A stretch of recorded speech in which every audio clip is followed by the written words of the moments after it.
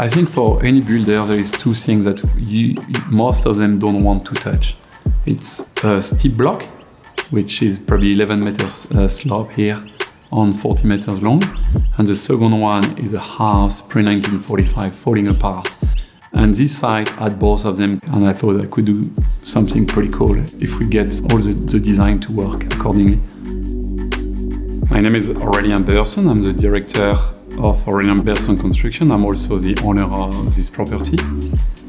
So Norman Park, it's, from my point of view, a bit of an underrated suburb in Brisbane because it's so convenient and so close to the city. Like, I always feel I can touch the city from here. I just wanted to do something that people don't do. And the fact that I have a very sporty family, I just created some kids-friendly and just fun room for everyone pretty much in the house, you know? The brief is not your normal process.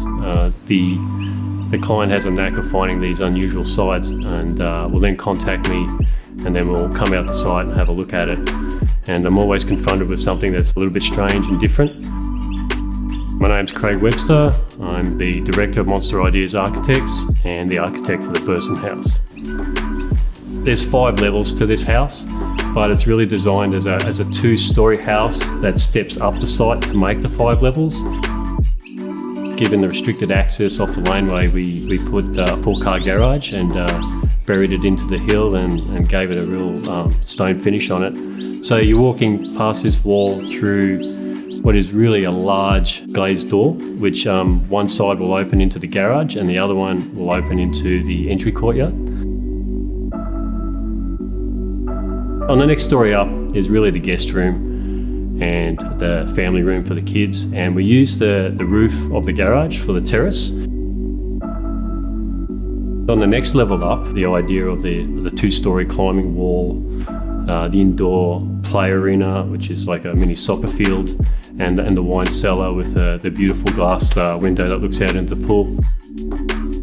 From there you go up to the critical story where really you got your living, dining, kitchen and terrace. It's done as a quadrant. Every part of this house is about maximising space. We try and not have any corridors, everything has a use. So this is about connecting the view to the south, to the light and the ventilation and the breezes we have from the north as well. And so I wanted to be able to stand in the backyard, make the house transparent and see right through to the view. So anything on this level, you knew exactly where you stood on the site and appreciated where you were. We decided to put a 20-metre lap pool in, so we managed to bury it at one end and let it cantilever 2 stories in the air towards the slope and then integrate with the lower stories.